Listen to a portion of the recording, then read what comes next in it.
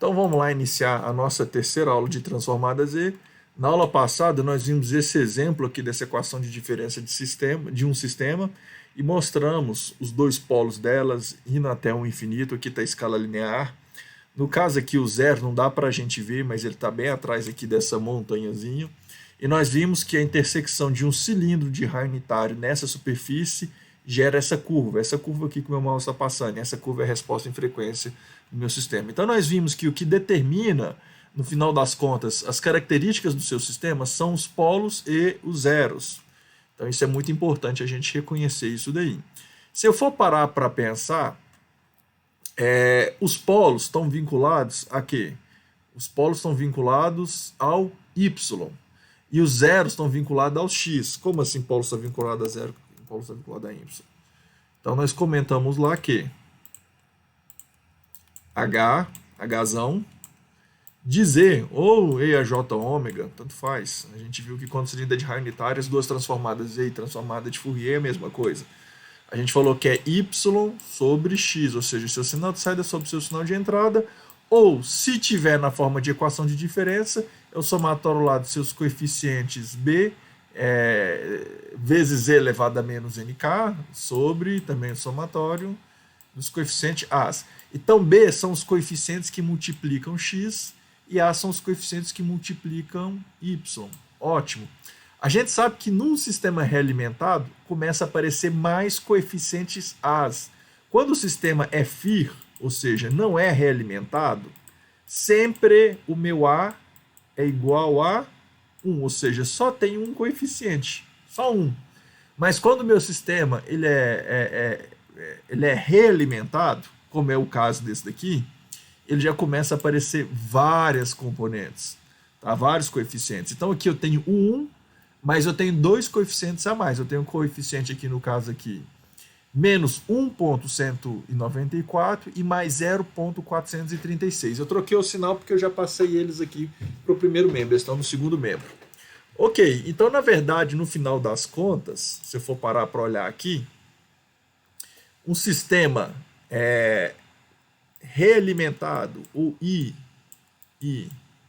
R, ele tem os seus coeficientes A, que vai vir 1, mais algumas coisas. Então, o sistema realimentado, ou de resposta infinita ao impulso, ele é um sistema que ele tem, e a gente viu que, no final das contas, a resolução desse polinômio aqui, ou seja, o que está no denominador, são os meus polos. Ou seja, um sistema realimentado, ele tem polos. Então, o sistema realimentado, ele tem polos e zeros. Já um sistema não realimentado, ele só tem zeros. Ele não tem polos. Tá? Bem, nós vamos ver que tem algumas vantagens e algumas desvantagens em um e em outro. Por exemplo, um sistema não realimentado, ele quase sempre, 99% das vezes, ele é estável. Isso é muito bom. É um sistema que praticamente você garante a estabilidade dele. A gente vai falar de estabilidade mais na frente, mas por hora já estou lançando essa informação. Já um sistema um sistema realimentado, ele já pode ser instável. Na maior parte das vezes, se você não ficar esperto, ele vai gerar um sistema instável. A gente vai ver o que é esse sistema instável. Mas é lógico que a gente foge de um sistema que é instável. Por outro lado, ele tem a vantagem de ter uma equação de diferença menor. Se você tem um problema, esse problema seu tem um conjunto de requerimentos, tipo, sei lá, a gente já viu isso também na nossa lista de exercícios. Eu tenho lá 3 frequências. Sei lá, tem 2 frequências. Eu quero que essa frequência daqui passa e essa frequência daqui seja rejeitada. Então você fala, eu quero fazer um filtro que passa até aqui, tem essa banda de transição e tem isso aqui de rejeição. Ótimo. Esse filtro aqui, se ele for um filtro do tipo realimentado, você vai ver que vai gastar a equação de diferença, sei lá, com 5 coeficientes, 6, 7, essa ordem de grandeza. Depende muito do quanto você quer atenuar aqui e depende muito dessa largura de banda aqui e pode depender de outros fatores secundários. Mas assim, vamos imaginar que esses requerimentos são iguais. Aí você quer fazer para esses mesmos requerimentos, sei lá, um sistema já não realimentado. Aí você vê que para o sistema não realimentado, ou seja, você pode dispor só de zeros para modelar a sua superfície tridimensional. Isso aqui você vai gastar de 10 a 15 coeficientes. Você vai gastar geralmente o dobro, muito mais do que muito mais do que o dobro de coeficientes. Então você tem aqui realmente um sistema que ele tende a ser mais estável, um sistema que às vezes te dá menos dor de cabeça para projetar, mas por outro lado o custo computacional dele é altíssimo.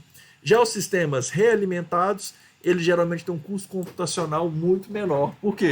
Você tem mais elementos para trabalhar para construir as suas superfícies Z, você começa a trabalhar com polos. E você poder projetar um sistema tendo tanto à sua disposição polos quanto zeros, é muito mais fácil de você modelar. Então, é geralmente um sistema que é mais eficiente, geralmente, os sistemas I2R. Por outro lado, você paga esse preço. Mas se você conseguir garantir a estabilidade do seu sistema, geralmente os sistemas realimentados, eles são, geralmente, isso não é regra geral não, tá? Mas eles são melhores. Ok, feita essa observação daqui, vamos dar continuidade a alguns elementos aqui teóricos dessa disciplina, ou desse capítulo de transformada Z. Aqui nós estamos vendo o espaço da transformada Z sob o ponto de vista superior. Então aqui a gente vê o eixo real, aqui a gente vê o eixo imaginário, e aqui nós damos uma interpretação física, conforme eu já tinha dado anteriormente, para variável Z nesse espaço. Ou seja, a variável Z, aqui ela é posta na forma polar, então R é a distância do centro até o ponto que você quer, e para designar esse ponto nesse plano bidimensional, além do valor de R, eu também tenho que designar o quanto ele está deslocado em relação ao seu eixo real. Ok? Tem que deixar claro isso daí. A referência é o eixo real, não é o eixo imaginário. E nós vimos que para o caso específico, onde R igual a 1, Z é igual a E elevado a J ômega, que é a base canônica que nós temos lá para a transformada de Fourier. Ou seja, nesse ponto aqui em específico, nesse cilindro aqui de raio unitário, a transformada Z é igual à transformada de Fourier. Mas nós vimos também que os outros pontos também são importantes para nós, porque é na posição onde que eu tenho polos e zeros que vão influenciar a intersecção da superfície com esse cilindro. Ou seja, às vezes um polo que está aqui onde meu mouse está sendo mostrado, ele está longe do cilindro de raio unitário. Você fala, professor, o que interessa para mim é só o cilindro de raio unitário. Mas é a intersecção do cilindro de raio unitário com a superfície Z. Se eu pego um polo que está aqui e mexo nele para cá, essa superfície Z ela muda e automaticamente a projeção dela no cilindro de raio unitário também muda. Então, por isso que, às vezes, o que se faz fora do cilindro de raio unitário é importante porque repercute naquilo que é a intersecção do cilindro com a superfície da transformada Z. Então, tem essa importância. Além disso, existem também algumas outras coisas que são importantes para a gente entender sobre a transformada Z. Uma delas é o que a gente chama de região de convergência. Tem gente que chama ela só de ROC, Region of Conversion, ou no português mesmo, região de convergência. O que é essa região de convergência? Vamos entender algumas coisas aqui. E eu, para entender essa região de convergência, ao invés de ficar falando dela, eu vou pular aqui para um exemplo para ilustrar qual que é o significado dessa região de convergência. Essa ilustração vai ser feita de forma numérica. Vamos imaginar aqui um sinal. Repare aqui um sinal. Isso aqui a gente vê claramente que é um sinal. Primeiro, porque nós estamos chamando de x, e segundo, que isso daqui não é nenhuma equação de diferenças. Então ele está falando o seguinte: considere os dois sinais abaixo, considerando que A está compreendido entre 0 e 1. Ok, A tem que estar compreendido entre 0 e 1. Por quê? Se A for maior do que 1, o que vai acontecer com esse meu sinal aqui quando n tender a infinito? Seu sinal também vai para o infinito. E a gente viu que o sinal indo para o infinito não é nada romântico. Primeiro que o seu sinal tem que ser convergente. Não existe sinal. Em termos práticos, não existe sinal que vai até o infinito. Ele vai até o infinito no tempo, mas em amplitude, lógico que não. E isso é um dos conceitos de estabilidade que eu vou falar daqui a pouco. E o que significa estabilidade, por exemplo, num sistema elétrico, num sistema digital e por aí vai.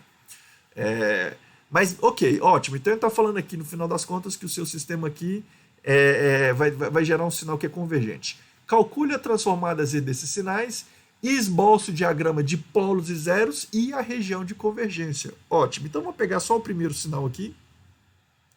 Deixa eu dar um Ctrl+C aqui nele. Vou limpar aqui a tela. e vou dar um Ctrl V. Era para ter aparecido alguma coisa. Vou tentar de novo. Ctrl C, Ctrl V. Agora apareceu. Então vamos lembrar que a transformada Z do meu sinal X, ela é o somatório de N menos infinito até mais infinito do meu sinal x de n. Eu já vou tomar a liberdade de colocar ele aqui, a elevado a n. Esse degrauzinho aqui, no final das contas, ele só quer dizer que, na verdade, o meu sinal ele não começa em menos infinito. O meu sinal começa em zero. Então, agora eu posso tirar essa parte aqui. Ó. Não estou mais interessado nessa parte aqui. Ok. Então, é a de n elevado a z a menos n. E nunca esquecendo, z é uma variável bidimensional. R, E elevado, não tem esse menos aqui não. Força de expressão. Ele já está aqui. E elevado a J ômega. É esse aqui que a gente viu aqui, ó. Agora há pouco aqui, ó. E elevado a J ômega. Mas a gente sabe que vai virar negativo aqui por conta desse menos aqui. Mas eu não posso colocar ele aqui nos dois lugares. Então, vou tirar ele daqui. Ok, aquele é só um lembrete. Ótimo. Aí vem a pergunta, o que dá para fazer aqui? Só aplicar uma fórmula. Novamente, nós vamos ter que procurar alguma série que tenha convergência, naturalmente, e descobrir a fórmula de convergência dela. Mais uma vez, se você for recorrer lá à sua memória, você vai lembrar que isso daqui de 0 até infinito, que isso daqui eu posso colocar o expoente em evidência, a z a menos 1. Tudo isso daqui elevado a n. Se eu for chamar isso daqui de Q, então eu tenho aqui uma coisa que é Q elevado a n. Isso daqui vai te lembrar uma PG, uma progressão geométrica. E se você for lembrar lá a forma da progressão geométrica que você viu em cálculos anteriores, a forma da sua PG é o primeiro termo da sua PG, o termo zero, né? O termo A0, o termo zero, 1 menos a razão. Eles chamavam de razão, que é um elemento dividido pelo seu anterior, ou o seu posterior dividido pelo anterior. Enfim, é o que... eu acho que o conceito de PG já está bem solidificado aí. Ótimo. Então, a transformada Z desse sinal aqui, gente, ó, desse sinal aqui, ó, Z, seria o quê? O termo A0, o que seria o termo A0? A Z a menos 1 para N valendo 0, para qualquer coisa elevada a 0 vai dar 1. Ótimo, então é 1 dividido por 1 menos a razão. O que é a razão? A razão é A Z a menos 1. Fechou. Alguns autores gostam de multiplicar isso daqui por Z, numerador e denominador, mas assim, é bobagem. Vamos fechar com isso daqui. Então eu estou falando que o meu sinal x de t, eu falo ter mais n, estamos no tempo discreto. Quando ele assume esse formato aqui, ó, esse formato, e elevado a n, a transformada... Não vamos esquecer também que isso aqui é um sinal causal. Vou colocar aqui o degrau aqui. Só para lembrar que ele é um sinal causal. A transformada de Fourier, ou a transformada Z dele, né? A transformada de Fourier, olha o vício aqui, a transformada Z dele é essa coisa romântica aqui. Ok. Só que tem um negócio. Quando você for lá aprender o PG, o seu professor virou para você e falou o seguinte: olha, essa fórmula aqui só vale obedecido a uma condição. Qual que é a condição? Que tem que ser menor do que 1. Seu professor colocou essa condição, você fala, olha, seu Q tem que ser menor do que 1. Se não for menor do que 1, você não tem solução para essa sua série, não. Ela não é somável, ela não é convergente. Ótimo, mas isso daqui é a transformada Z. Mas existe uma coisa que chama região de convergência, que é qual é a região da transformada Z onde essa fórmula daqui vale. Essa fórmula daqui só vale se for obedecida essa condição. Então, o que? Então, região de convergência. O que é região de convergência? É a região no espaço Z onde eu consigo desenhar a superfície Z, porque você não consegue desenhar a superfície Z às vezes em qualquer lugar, não. Se vocês forem lembrar ontem, por exemplo, quando eu peguei aquela minha função que desenha em 3D, você pode ver que os picos ficou com um buraquinho branco lá. Por quê? O MATLAB não consegue desenhar. Lá é uma região que não dá para desenhar, porque vai até o infinito positivo até o infinito negativo. Lá não pode, na região dos polos ela não consegue desenhar, porque é infinito positivo e negativo. Agora, tem algumas regiões que realmente não dá para desenhar. Então, a região de convergência, ou seja, é a região onde eu tenho uma fórmula matemática aplicável para se desenhar a superfície Z. Ótimo. Só vale quando? Aí eu tenho que pegar essa condição daqui. Mas que? Tá? Perdão, é o módulo de Q. Q pode valer menos meio, por exemplo. Se eu colocasse menos meio, essa série convergeria, por exemplo, poderia ser menos meio. Valor negativo. Ainda assim converge? Converge. Ela vai ficar alternando entre positivo e negativo, mas vai ainda convergir. Ou seja, o módulo de Q, mas o que é Q? É A, Z, A, menos 1. Aí você virou para mim e falou o seguinte, beleza, professor, mas eu já estou garantindo que A está entre 0 e 1. Tá, você está garantindo, está lá no enunciado do exercício. Mas eu não quero saber só A. Às vezes o seu A vale meio, mas o módulo do seu Z vale 20. 20 menos meio, 20 vezes meio, vai dar 10. E 10 ainda não consegue estabelecer essa condição daqui. O que eu quero saber é a relação entre o módulo de Z, que tem um menos 1. Tá? Então, eu tinha esquecido esse menos 1 aqui, mas tudo bem, o exemplo ainda vale. O que eu quero dizer é que tudo isso daqui, ou seja, o produto de A vezes Z a menos 1, ou A sobre Z, melhor dizendo, tem que ser menor do que 1. Aí se eu for fazer aqui, por exemplo, A sobre Z menor do que 1. Ou se eu quiser, o módulo de Z tem que ser menor do que A. Eu preferi o módulo de A. É a mesma coisa. Ou seja, aqui ele está falando que a região de convergência aqui tem que acontecer o que com ela? Z tem que ser o quê? Maior ou menor do que A? Z tem que ser maior do que A. O que significa um Z maior do que o A? Então tá aqui. O espaço Z, aqui eu tenho o eixo real, você está enxergando ele por cima, vista superior. Então você tem um eixo real, você tem um eixo imaginário. Como ele é dado em coordenadas polar, eu peguei aqui a minha referência A, tá? Então tá aqui a minha referência A, é esse Azinho aqui, que é a mesma coisa desse Azinho daqui, é o mesmo A.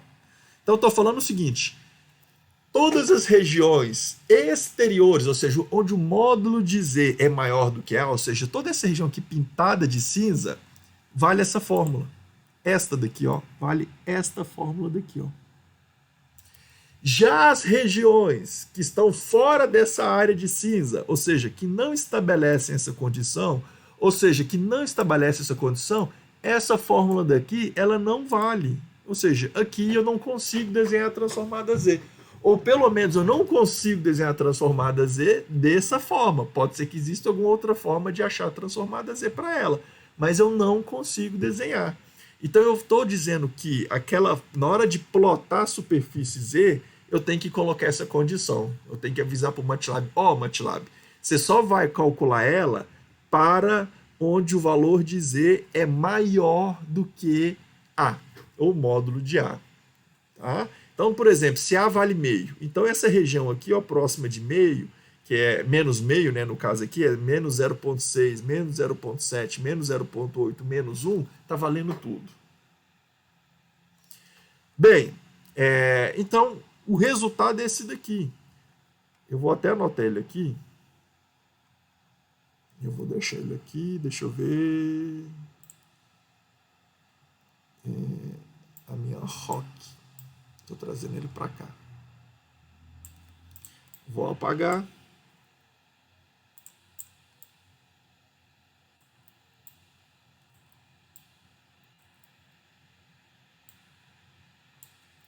Estou apagando para deixar limpinho. Ok, vou guardar ele aqui no cantinho.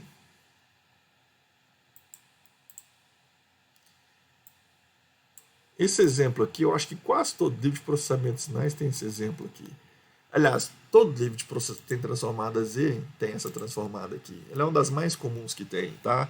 É muito comum nós utilizarmos sinais que tem esse formato aqui padrão, só que o A varia de aplicação para aplicação. Lá no caso analógico, o nosso lá é equivalente a esse daqui, ó, E elevado a AT, onde isso aqui pode ser positivo ou isso aqui pode ser negativo. Mas tanto faz, enfim. É também uma função muito comum, conforme a gente também já viu na lista de exercícios. Agora, se eu for aqui para o outro exemplo, deixa eu copiar ele aqui. Estou copiando ele aqui e vou trazer ele para cá. Vixe.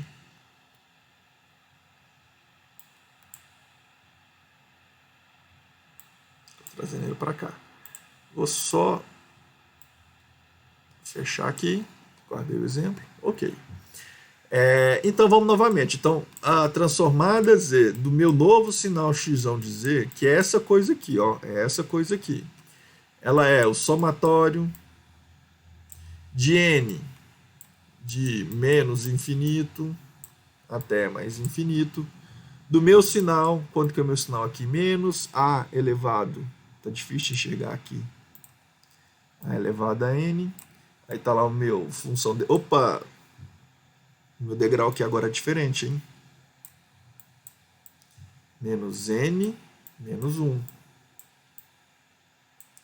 Se eu for desenhar esse cara daqui, o que seria esse cara daqui? Primeira coisa, então tá aqui a minha referência, n, o tempo, aqui tá a amplitude. O que significa esse cara daqui? Então eu teria que pegar a primeira coisa, o sinal degrau, e aplicar o menos n nele, que é espelhar ele. Então o degrau, ele é aqui, conforme vocês se recordam.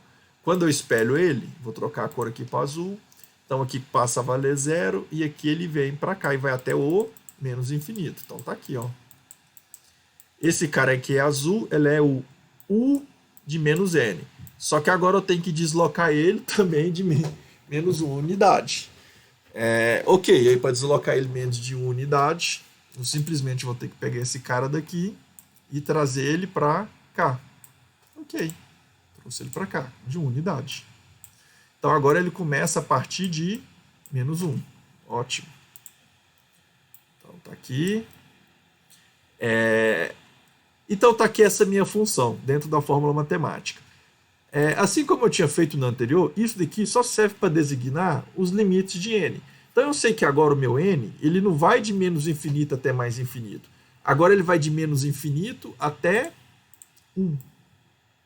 Então vem aqui de menos infinito e vai até, menos 1. Ótimo. Já que eu fiz a correção aqui, agora eu posso apagar esse cara daqui e multiplicar ele pela minha base, que é z elevado a menos n. Aí vem a questão. Ótimo, professor. Então agora o que você vai fazer? Agora você vai pegar a progressão geométrica e vai aplicar ela. Sim, gostaria, mas não posso, porque a progressão geométrica ela começa do termo A0, A1, A2, até o AN, n tendendo a infinito. Se for uma progressão geométrica que vai até o infinito. Aqui, ele não está pegando o infinito, está pegando menos infinito. E nem está pegando menos infinito todo, ainda faltou esse pedacinho aqui. Então, eu posso fazer uma coisa aqui para tentar pegar esse cara daqui e forçar ele a virar, a minha meta é forçar ele a virar uma PG. Porque do jeito que ele está aqui, eu não posso usar aquela fórmula minha que eu tinha colocado somatório da minha PG, aquela que é A0, 1 menos a razão, ela parte desse padrão daqui. Então, para mim converter nesse formato, olha o que eu vou fazer. A gente consegue perceber que os meus n's aqui vai de menos infinito até menos 1, ou seja, todos os valores negativos para n. Então, eu posso simplesmente fazer isso aqui. Olha, já que eu estou pegando os n negativo, agora eu vou fazer o contrário. Eu vou pegar só os n positivo, ou seja, n agora vai começar de 1 e vai até o mais infinito. Ou seja, eu tinha pegado só os n negativo. Agora eu estou pegando só os n positivo, mas aí eu tenho que pegar e trocar os n. O que eu quero dizer é o seguinte, aqui, por menos 3, por exemplo, o menos 3 está compreendido aqui nesse intervalo. Então, o menos 3 aparece aqui e o menos 3 aparece aqui. Então, menos 3 aqui vira menos 3, menos aqui vira mais 3. Ótimo, aqui vai acontecer a mesma coisa, só que agora eu vou pegar o 3, porque aqui agora só pega valores positivos. Então, lembra que quando eu pego aqui o caso n é igual a menos 3, então vem cá e substituo, aqui vai ficar menos 3, e aqui vai ficar mais 3. Ótimo, deu a mesma expressão. Vamos ver se vai dar de fato a mesma expressão. Então aqui eu vou pegar a mesma coisa, só que agora eu posso pegar só n positivos. Eu não posso pegar menos 3, agora tem que ser n3. E aqui vai virar o quê? Isso aqui vai virar menos 3. E concluindo aqui a minha equação,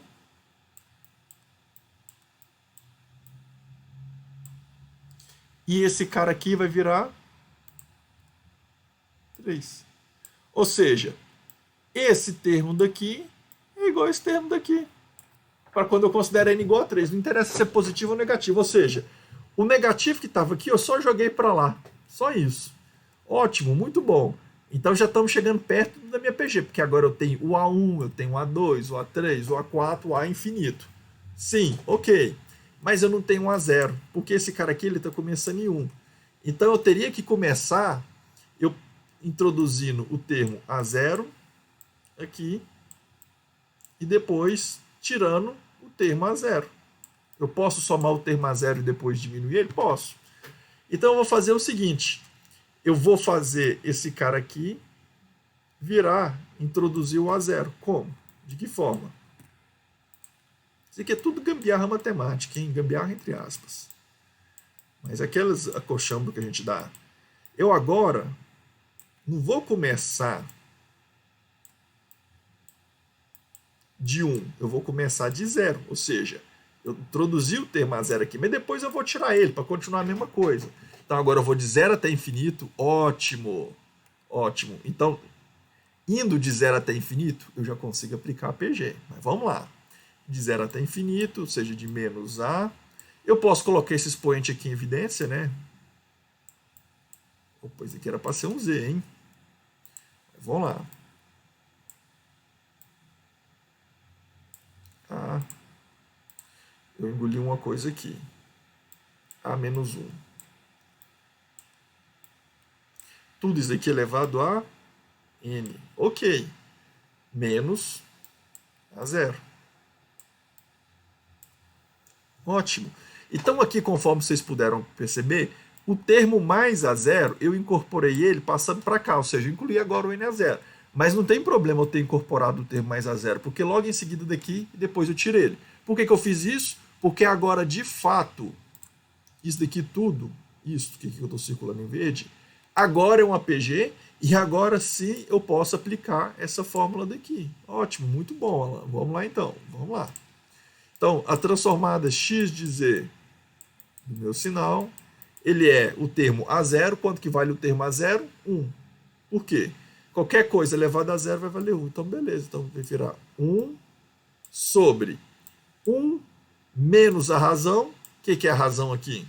Se eu for olhar aqui, é z sobre A. Z sobre A. Ok? Só que aqui nós temos um negocinho, ó. Isso daqui é 1 menos a razão. Aqui eu tenho um sinal de menos, então esse cara daqui vai virar mais. Se você quiser pegar o A e devolver ele para cá, vou devolvê-lo para cá. Passa aqui, ó. Ok, devolvemos. Ótimo. Fechou a conta. É isso. Só que eu tenho que colocar aqui também ainda menos a zero. Quanto que vale o menos a zero? É 1. Menos 1. Ótimo. Bem, o que dá para fazer aqui nessa transformada Z aqui? Por mim, eu acho que já tá bom. Se você quiser parar por aí, pode parar. Mas para ficar um pouco mais bonita, vamos fazer o seguinte. Vamos pegar aqui e aplicar um mínimo múltiplo comum. Então vai ficar isso aqui. Deixa eu ver se aqui. Por enquanto eu não vou mexer com isso aqui. 1 mais Z A menos 1 menos. Olha, eu vou pegar aqui esse cara daqui e vou multiplicar ele numerador e denominador por 1. Deixa eu ver se vai ajudar. Talvez nem ajude. 1 Z A menos 1 e 1 mais Z de A menos 1. Posso esquecer desse menos aqui não. Ok, ótimo. Como isso daqui é comum, então isso daqui vai virar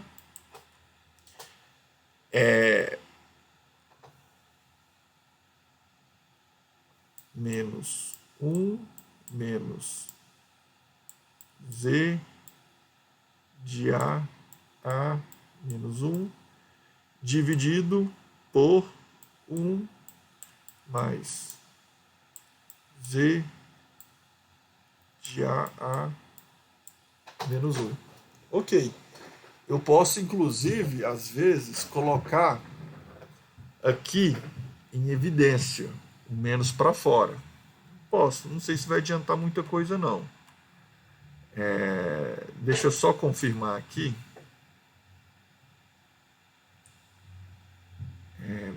Não. 1. Esse menos 1 aqui. E eu tenho esse mais 1 aqui, ó, que eu não posso esquecer. Já estava engolindo ele. Então, eu posso vir esse menos 1 aqui. Ele cancela com esse mais 1 aqui. Fechou? Então, o resultado final dessa coisa aqui, ou sei lá, o próximo do final, né? Vai ser o quê? Eu acho que ainda dá para tentar melhorar. Z menos 1. Z a menos 1 mais 1. Professor, é menos isso. Menos? O sinal do Z tá errado. O sinal do Z tá errado? Deixa eu só confirmar aqui. É verdade, esse Z aqui, ó, ele é negativo, ó. Esse Z aqui eu tava já engolindo o sinal dele aqui também. Ok, fechou aqui. Beleza? Tudo bem, pessoal? Ótimo. Que poderia fazer aqui para ajudar? O que a gente poderia fazer para ajudar? Olha se eu posso fazer o seguinte, multiplicar isso daqui por A e multiplicar isso daqui por A. Só para ficar um pouquinho mais bonitinho. Lembra que A elevado a menos 1 é a mesma coisa que 1 sobre A. Então, esse daqui é menos Z sobre A e esse daqui é Z sobre A. Então, quando eu multiplico isso daqui, deixa eu pegar aqui em largura e aumentar aqui. Quando eu multiplico isso daqui, o que vai virar? Isso daqui vai virar Z sobre Z a mais A. Entenderam? Que eu estou falando assim, que esse A aqui vai cancelar com esse A. Esse A aqui vai cancelar com esse A, mas esse A aqui também tem que multiplicar por aquele, gerando esse cara daqui. Então deu Z menos A. Ok? Beleza?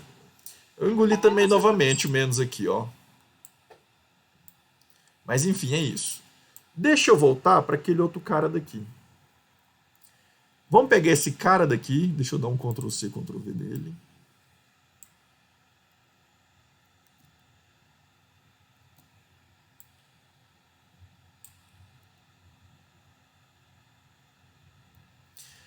E deixa eu fazer o seguinte.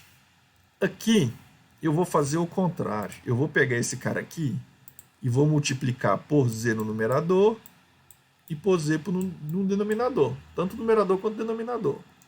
Quando eu multiplico, deixa eu achar esse cara aqui, vai virar o quê? Vai virar Z sobre... Eu vou pegar esse cara aqui e vai virar 1 menos... 1 não, né? Esse Z multiplica por 1, então vai virar Z. Z vezes 1 vai dar Z. Vai virar Z.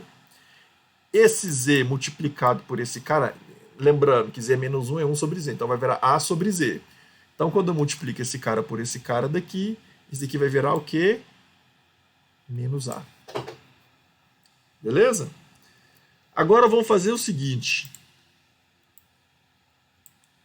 Eu posso falar que esses dois caras aqui são iguais?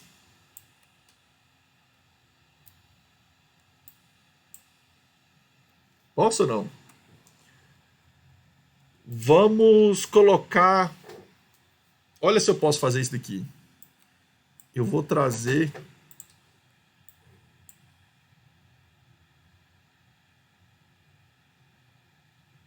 Peraí, mais fácil eu puxar esse cara pra cá. Puxei pra cá. Esse cara aqui, agora eu vou puxar pra cá. Ok. Aí eu vou colocar, sei lá, vou colocar o menos 1 aqui, mas para mim colocar o menos 1 aqui, eu teria que colocar esse daqui mais e esse daqui menos. Beleza? Não vai dar a mesma coisa, que vai dar Z menos A?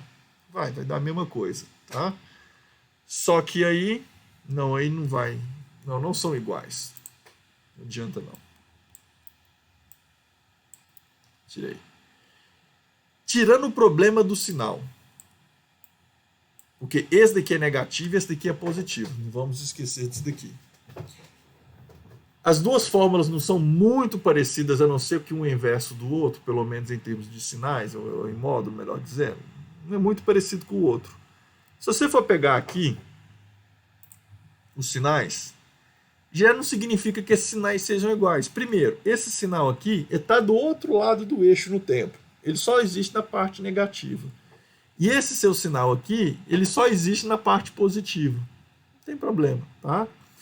Mas são sinais diferentes, mas que têm transformadas Z muito parecidas. Não estou falando que são iguais, mas são parecidas. Mas o que é interessante aqui não é isso. O que é interessante aqui é que eu peguei essa fórmula daqui e ela também tem uma condição. Isso daqui virou um APG. Então eu tenho que aplicar a mesma condição, ou seja, menos A menos 1 vezes Z, o módulo dessa coisa tem que ser menor do que 1. Ok. Então eu vou fazer o seguinte. Se aqui é módulo, então para mim esse menos A aqui não faz sentido. Eu já estou usando módulo. Então para mim não interessa se é positivo ou se é negativo. A elevado a menos 1 é a mesma coisa do que pegar esse menos 1 aqui, jogar ele fora e trazer o meu A e trazer ele aqui para baixo. Ok. Aqui, ó. Aquele menos, lembrando que eu tirei aquele menos, porque aqui tem um módulo. Ok. Agora eu posso pegar esse módulo daqui, módulo de A, e levar ele para aqui. Ou seja, eu estou falando que para eu poder aplicar essa fórmula daqui, esta fórmula daqui, menos e sobre z mais a, que é a fórmula que desenha a superfície tridimensional z para aquele segundo sinal, né? Estamos no segundo sinal. Eu tenho que ter essa condição. Z, deixa eu colorir aqui uma cor diferente. Ou seja, o módulo de Z, o valor absoluto, o raio dele, né, tem que ser menor do que o módulo de A. Então, se eu for pegar aqui, já é o contrário. Lá, deixa eu ver se eu ainda tinha anotado aqui. Eu apaguei. Aqui, ó. Aqui eu estou falando que Z tem que ser maior do que A. Aqui eu estou falando que Z tem que ser menor do que A. Observem, nesse caso aqui a região de convergência, ela só vale para essa região aqui que foi pintada de cinza. Essa região pintada de cinza é que fala que são todos os módulos de Z. O módulo de Z é o raio, aquele R lá, tá? Onde ele é menor do que o valor A, não incluído o valor A, tá vendo? Não é menor igual não, é menor. Então por isso que esse negócio aqui está pontilhado. Essa daqui é minha região de convergência. Ótimo. Para um caso, a região de convergência deu fora de um círculo cujo raio é A. Para outro, já deu dentro de um círculo cujo raio que é A. Se eu for tentar estender isso, você vai perceber que sinais anticausais, e se você estiver lendo o livro do Oppenheim, eu imagino que você esteja, o que é um sinal anticausal? É um sinal que ele começa para n menor igual a zero, ou seja, n menos 1, menos 2, são sinais, gente, que estão aqui, ó, que são desenhados aqui. Esse daqui é o anticausais. O que é um sinal causal? Já são sinais que começam só a partir de n maior ou igual a zero. Então, sinais causais, ou seja, sinais que começam a partir de n maior do que zero, a região de convergência geralmente é dada, tá, externa à referência. No caso aqui, a nossa referência aqui encontrada foi o A. Ótimo. Já sinais anticausais, ela é a sua região de convergência, ela é interna ao cilindro de referência aqui, ao círculo círculo, tá, de referência aqui, que no caso aqui é o meu A. Ótimo, essa é uma informação que a gente tem. Então, para você designar a transformada Z, são duas coisas que são a resposta final para quando alguém te pede o cálculo da transformada Z. Primeiro é a fórmula matemática que te permite desenhar a superfície da transformada Z. E a segunda, qual que é a condição ou a região que vale aquela fórmula, que a gente chama de região de convergência. Bem, aqui eu tenho outro exemplo. Aqui eu tenho exemplo de um sinal. Perdão, ali também faltou esboçar o diagrama de polos e zeros. Se eu for pegar aqui diagrama de polos e zeros, vamos pegar esse cara daqui, ó. Tanto esse cara quanto esse cara daqui. Vamos desenhar o cilindro aqui, ou círculo, né? Vou mexer aqui na altura. Vamos desenhar aqui, porque ele pediu para desenhar o diagrama de polos e zeros. Vou desenhar na cor verde, vou dar uma engrossada no meu traço já está grosso. Então tá aqui. Vou desenhar nos dois aqui, ó. Neste e neste. Lembrando que esse daqui é para o sinal A elevado a N, U de N, se não me falha a memória. E esse cara daqui é para... Agora não me fugiu a memória, acho que é A elevado a menos N, U... Acho que é de N.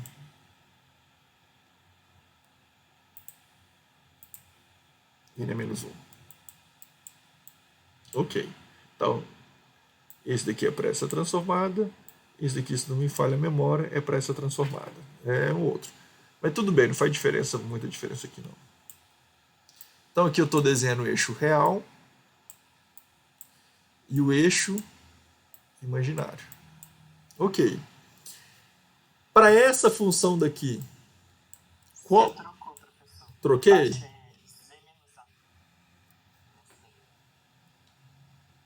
Z menos A?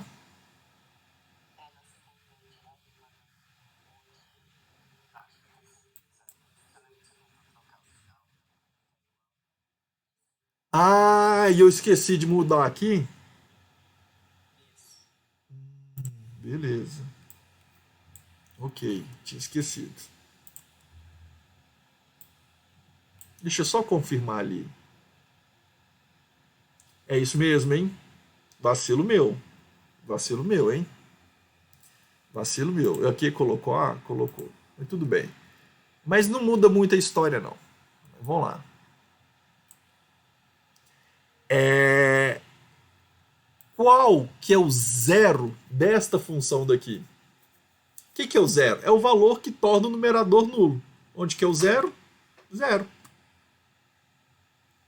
Então aqui, ó, para os valores, aqui, ó, zero. Ou seja, quando o módulo de z for igual a zero, o numerador aqui vai dar zero. Sendo assim o conceito de zero. E zero a gente desenha como bolinha. Aí vem as perguntas agora. Aonde está o polo? Ou seja, qual que é o valor de z que eu tenho que colocar aqui para que o denominador seja zero? Qual que tem que ser o valor que eu tenho que colocar aqui? Ou seja, o valor para z é igual a... O módulo de z é igual a... Quanto que tem que valer o módulo de z aqui? O módulo que eu quero dizer, gente, é qual que é o valor dele. Eu não estou preocupado muito com o ângulo, tá? Isso daqui vale menos A, então isso aqui tem que valer mais A. Então eu pego aqui, ó. Eu não sei quanto que vale A, A é uma variável literal, né?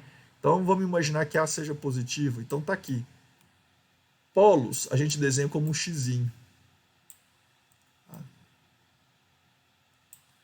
Significa que neste ponto aqui, ele vai até o infinito a superfície Z.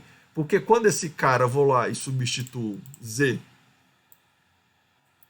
e vou lá e substituo por A, aí vai ficar A menos A. Isso daqui vai dar zero. Então, zero no denominador vai virar um numerador indo para o infinito. É o nosso conceito de polo. Ok? Então aqui eu tenho esse elemento daqui. Ótimo, muito bom. Agora, se eu for pegar e ver só a magnitude da transformada Z, a superfície é magnitude, né? Então nós estamos pegando a superfície. Isso daqui é o módulo de A.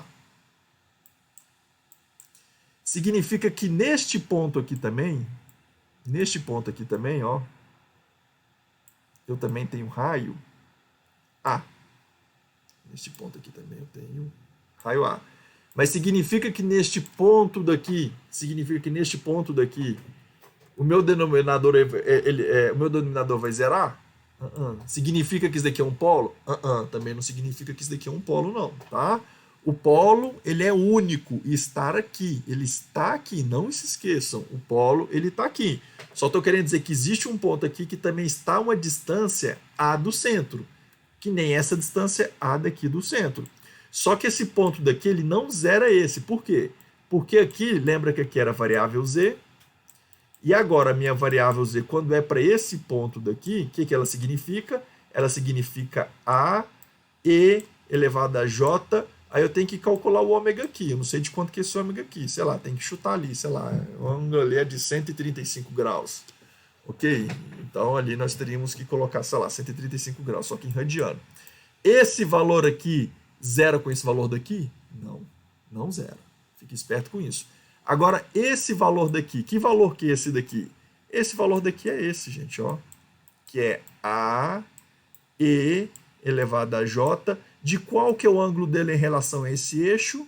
Zero. Isso daqui vai dar quanto? Isso daqui vai dar 1. Então, Z é igual a A. Quando eu venho cá e substituo por A menos A, vai dar zero. Então, ou seja, nesse ponto daqui eu tenho um polo. Ótimo, então aqui eu tenho um polo e aqui eu tenho zero. Muito bom. Mas lembrando que a região de convergência para esse cara daqui, que eu já esqueci qual que é, esse cara aqui, se não me falha a memória, é esse daqui. Então, para Z é maior do que A. Ou seja, módulo de Z é maior do que A. Então, eu desenho aqui como referência. Ou seja, todo módulo de Z maior do que módulo de A. Ótimo. Eu vou pegar aqui uma cor diferente. Então aqui eu pego um cilindro de raio A. Ou seja, eu estou falando que para todas as outras distâncias aqui, ó, que é aquela região cinza, ou seja, valores de Z que distam mais do que módulo de A. Eu tenho região de convergência. Para esse cara daqui, então, aqui eu também tenho zero, ou seja, quando Z vale zero, o numerador vale zero, e o meu x de Z vale zero. Mas eu também tenho um polo aqui. Aonde que é meu polo? Para quando? Qual que é o valor que faz esse denominador aqui zerar? Z igual a... Vou desenhar de vermelho também. Z igual a menos A. Então, desse lado daqui, nesse ponto aqui, a minha superfície Z vai até o infinito. Ela vai até o infinito. E nós vimos que a nossa condição, nesse caso aqui, de convergência, eu também tenho que lembrar, já esqueci a condição de convergência. Deixa eu lembrar. Esse V até aqui, Z é menor do que A. Então, nesse caso daqui, todos os pontos cujo módulo de Z é menor do que o módulo de A. Ok, então pega aqui o módulo de A. O que seria módulo de A? Seria esse círculo aqui, ó, cujo raio dele é A, hein, pessoal? Ou seja, aqui também é A. Aqui é A, aqui é A, aqui é A. Ou seja, todos os valores cujo módulo de Z estejam contidos dentro desse círculo de raio A. É o que se quis dizer. E é o que se quis dizer com que a condição de RDC, ou região de convergência. Então, a região de convergência, ela exprime isso daí. Então, desenhar um diagrama de polos e zeros é você identificar nesse plano bidimensional de eixo real e eixo imaginário onde estão seus polos e onde estão seus zeros. Bem, dando continuidade, vamos agora para um outro exemplo. Esse outro exemplo aqui, eu vou tentar fazer ele de uma forma um pouco mais rápida. E vai dar para fazer ele um pouco mais rápido. Eu não devia ter apagado. Paguei coisa que não podia, hein, pessoal? Desculpa. Eu quero pegar uma colinha aqui.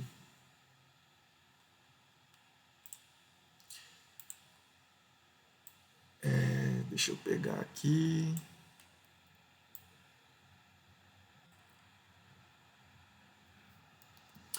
Então, só lembrando, por sinal anticausal, que é esse cara daqui, ou seja, para negativo, a transformada Z dele, ou pelo menos o modo da transformada Z dele, é dada por essa relação aqui. Já para o sinal causal, ou seja, para N positivos, a transformada Z dele é dada por essa relação daqui. Como na maior parte dos casos a gente utiliza o sinal causal, nessa disciplina, eu vou deixar só aquela fórmula anotada aqui no meu cantinho aqui do meu Paintbrush, ou do meu quadro virtual. Então está aqui anotado ali. O exemplo que nos é dado agora é este daqui. Ele vai lá e fala o seguinte, olha, calcula a transformada Z para mim e me diga qual que é a região de convergência dela. Ok, então vamos lá calcular a transformada Z aqui desse seu sinal. Estou pegando ela aqui.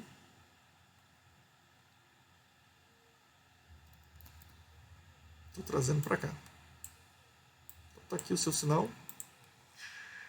Considerando que as propriedades que valem para Fourier valem também para a transformada Z, conforme a gente já conversou também em uma das aulas passadas, porque Fourier é um caso específico da transformada Z, ou seja, a transformada Z é uma transformada mais genérica.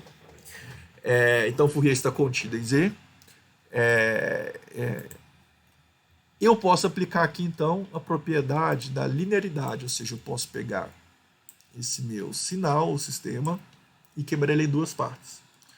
Não só quebrar em duas partes, pegar estes coeficientes aqui e levá-los da mesma forma para o espaço Z. Então, para o espaço Z, eu vou ter lá x de Z,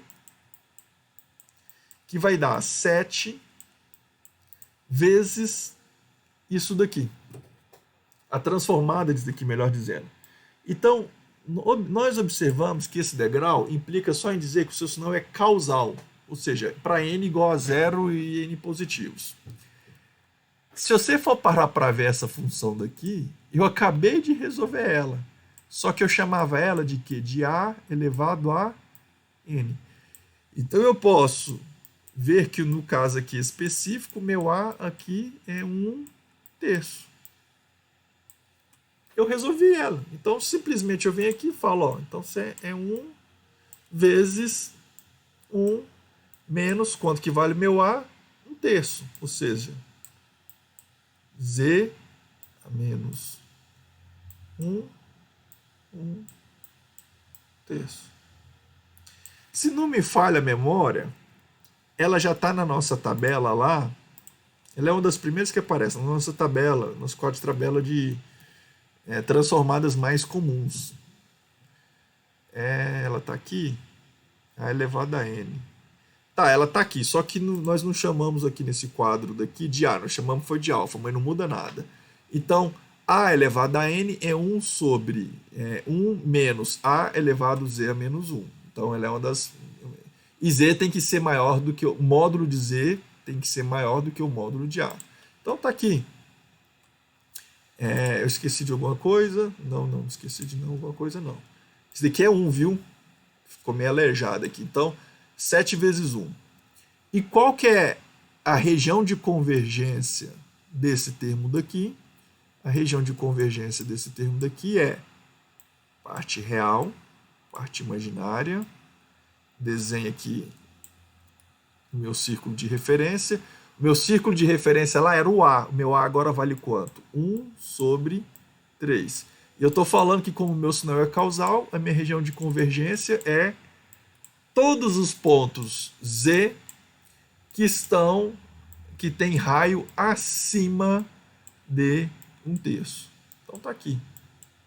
1/3. Aqui também é para ser 1/3, é porque o desenho está muito feio.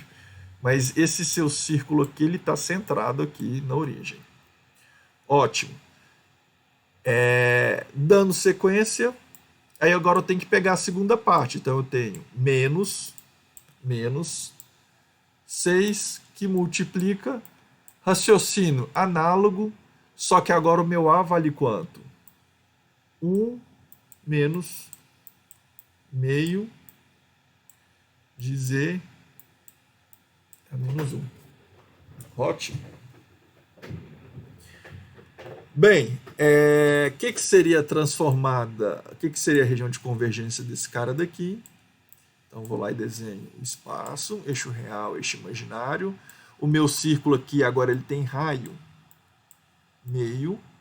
Como ele era um sinal causal, então a região de convergência dele é externa ao círculo. Ok.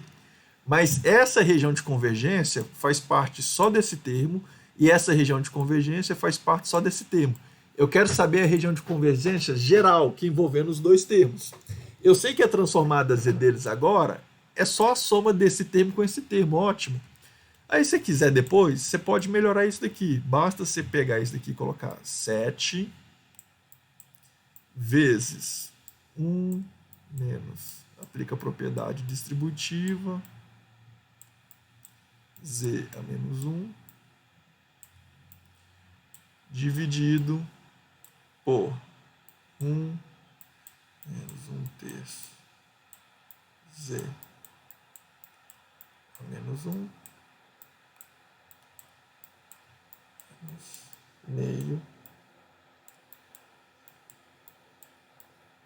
Gente, isso aqui vai virar um polinômio de grau 2. Ou seja, ele tem duas raízes. E isso daqui, aqui no numerador é um polinômio de grau 1. 6 que multiplica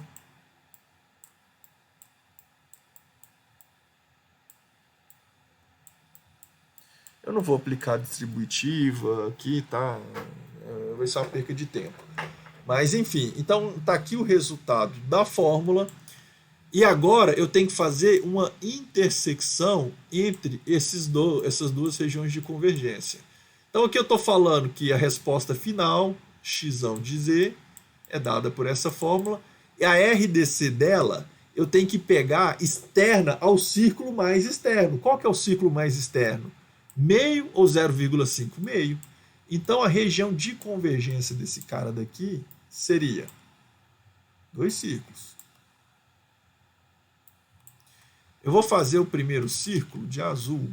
O primeiro círculo ele é de 1/3. 1/3 é 0,33. Então tá aqui, ó. Vou tentar desenhar um pouquinho melhor. Então aqui tá 1/3, 1/3. Tá aqui 1/3.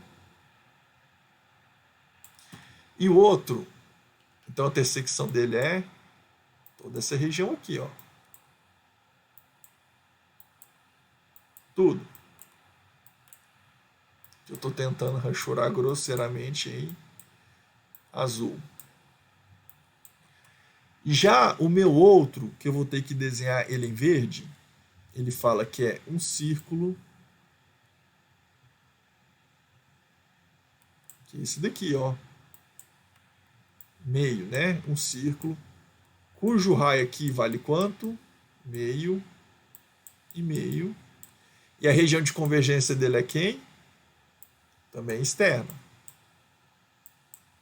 Qual que é a intersecção entre esses dois espaços daqui? A intersecção entre esses dois espaços aqui é módulo de Z tem que ser maior do que meio. Essa é a condição. Então essa fórmula aqui se aplica só quando o módulo de Z é maior do que meio. Ótimo. Diagrama de polos e zeros. Vamos lá desenhar diagrama de polos e zeros.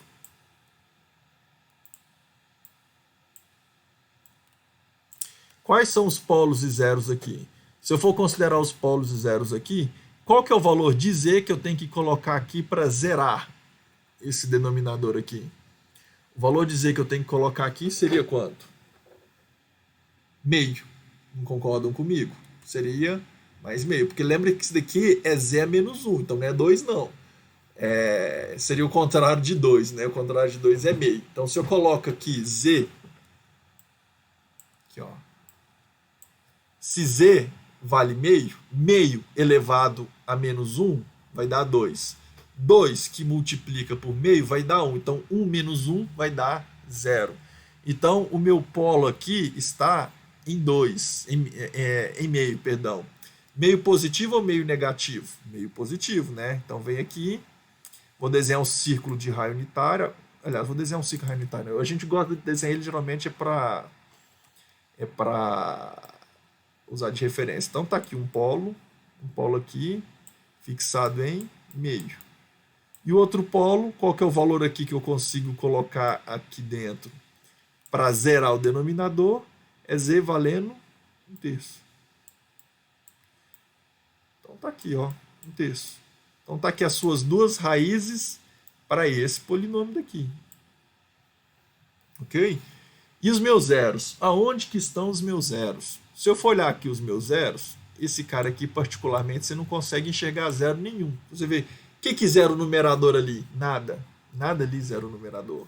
Mas se eu for olhar nessa equação daqui, tem alguma coisa aqui que zera o meu denominador? Tem alguma coisa ali que zera o meu denominador? Tem. Tem alguma coisa ali que pode zerar o seu denominador. Deixa eu ver se aqui já foi desenhado. Não foi, né? Não foi. Tudo bem. Tem alguma coisa ali que pode ter o efeito de zerar o seu denominador. O que pode zerar o seu denominador ali? Vamos só lembrar de uma coisa aqui também. Eu posso pegar isso daqui, que é melhor olhar para esse cara daqui. Fica mais fácil às vezes de ver olhando para esse cara daqui. Se eu for olhar esse cara daqui, eu tinha aqui 1 sobre 1 menos... Porque o zero aqui ele está meio oculto.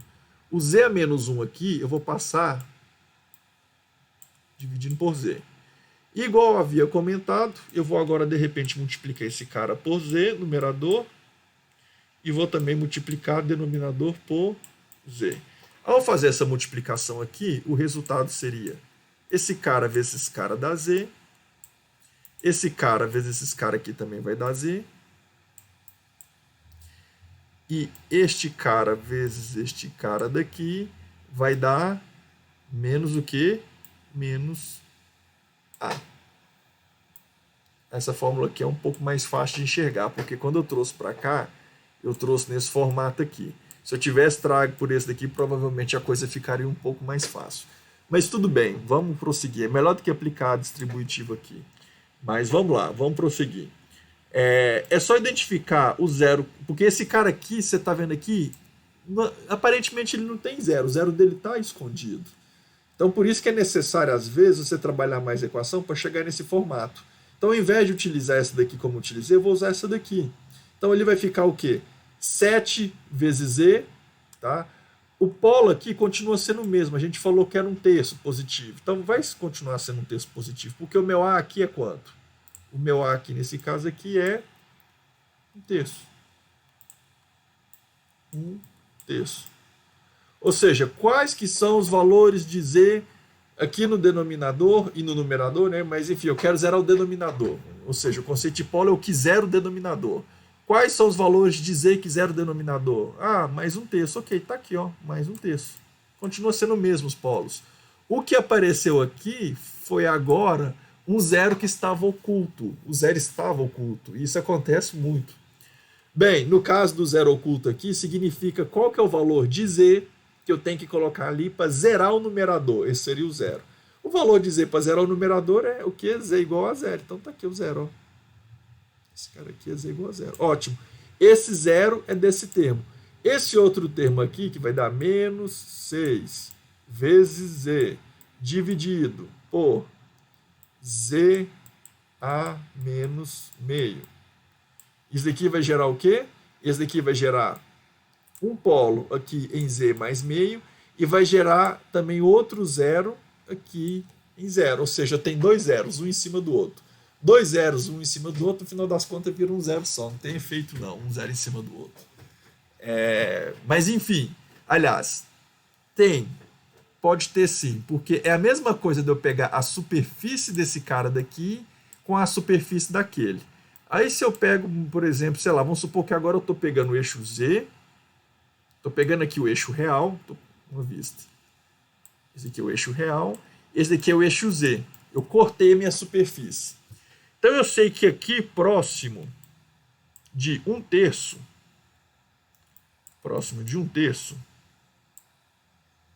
eu tenho um determinado valor aqui que vai até o infinito. Então isso daqui é o infinito.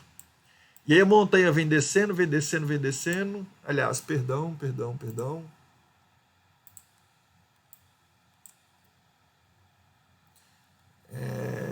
Deixa eu largar. Já estamos concluindo, hein?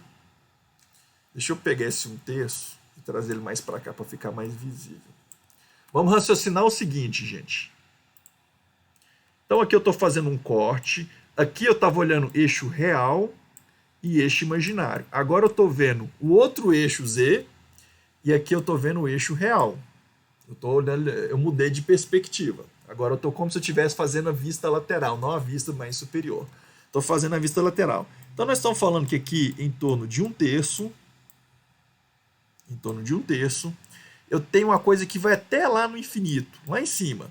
E aí ela vai do mais infinito e vai descendo numa certa razão, até aqui nesse zero, elas poder chegar em zero.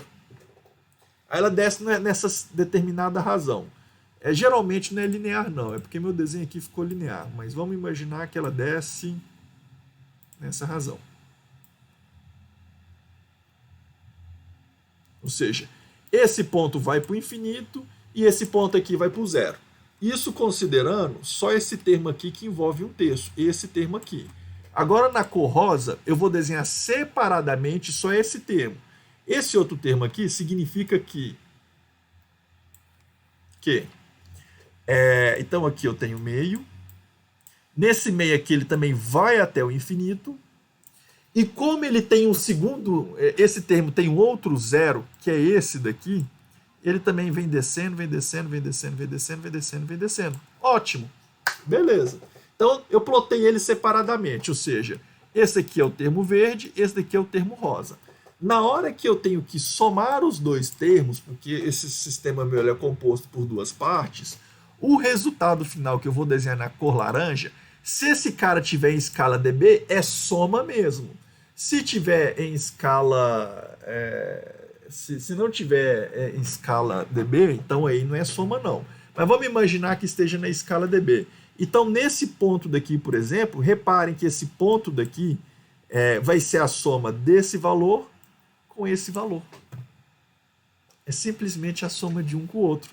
Aí vem a pergunta, os dois zeros, um estão em cima do outro. Nesse ponto daqui eu posso ter 1000 zeros um em cima do outro. Nesse ponto, o fato de eu ter um zero ou 1000 zeros no mesmo ponto não faz diferença nenhuma. Nenhuma. Mas, não vamos falar dois zeros. Mas o fato de eu ter dois zeros aqui para os outros pontos, tipo esse ponto daqui, faz diferença? Faz diferença. Porque se eu não tivesse esse segundo zero causado por esse cara, por exemplo, se eu não tivesse esse termo aqui, ó, esse z, se eu não tivesse o segundo zero, provavelmente essa curva já faria assim, ó. Ou seja, o valor dela aqui seria diferente. Então, na verdade, sempre o zero, ele influencia na sua curva, sempre. Assim como o polo quase sempre influencia também na sua curva, não tem jeito. Às vezes em um e outro ponto que não influencia. Então, nesse ponto aqui em específico, um zero em cima do outro não influenciou. Mas já para os pontos adjacentes, esses dois zeros, um em cima do outro, sim, influenciaram eles, porque fizeram com que a coisa baixasse mais ainda. Tá? A coisa baixasse mais ainda. Se eu não tivesse o segundo zero aqui, essa superfície talvez não fizesse essa curva, e sim fizesse era esta curva daí, modificando a resposta em frequência do seu sistema. Então, sim, zeros e polos, todos eles têm efeitos geralmente na curva do seu sistema. Bem, então a resposta final do seu sistema pode ser essa equação daqui. Como eu disse, você pode trabalhar ela assim ou pode trabalhar ela assim. No caso aqui eu havia recomendado a multiplicação dos polinômios, eu não fiz isso porque é mero algebrismo, eu não queria perder tempo com algebrismo. Então, ao multiplicar esse cara aqui no denominador, ao multiplicar no numerador e depois, na hora que você passa o 0 menos 1 dividindo e tira o mínimo múltiplo comum, você ia achar os zeros. Eu achei mais fácil colocar nesse formato aqui depois. E aqui é o nosso diagrama de polos e zeros. Então, eu tenho dois zeros aqui, eu tenho um polo aqui e outro polo aqui. Era o que o exercício pretendia explorar. Deixa eu só confirmar. Ok, então está aqui também um desenho de polos e zeros. Ok? Bem, tem outro detalhe. Ele achou aqui, agora que eu percebi, ele achou também um zero em 3 meios. Ele achou um zero em 3 meios. Será de onde que surgiu esse zero em 3 meios? Vamos ver se dá tempo de fazer. Vamos pegar aqui e vamos levar essa equação. Vai ter que multiplicar lá o polinômio, não tem jeito não. Na hora que eu multiplico isso daqui, vai virar o quê? 7 menos 7 meios z a menos 1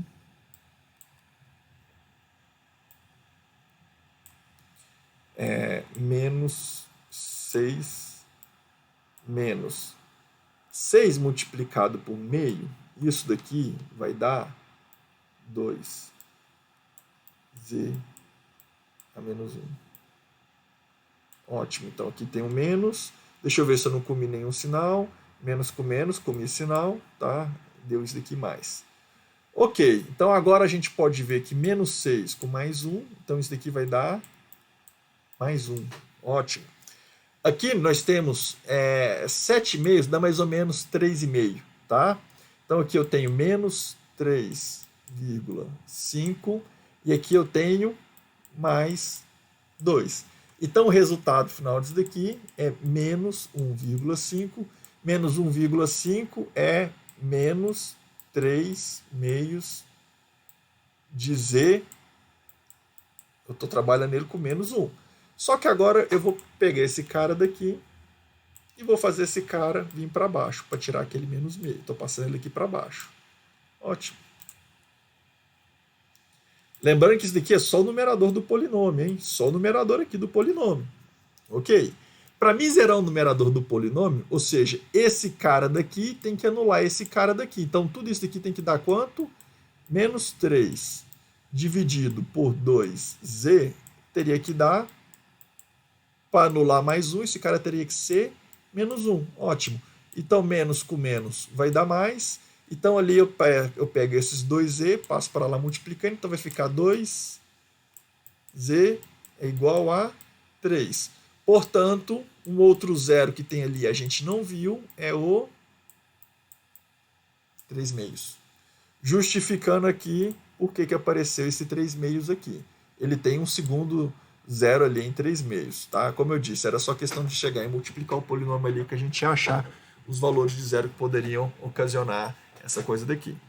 Bem, era só isso mesmo. Na próxima aula a gente vai tratar de algumas das propriedades de convergência e divergência de sinais ou sistemas causais ou anticausais.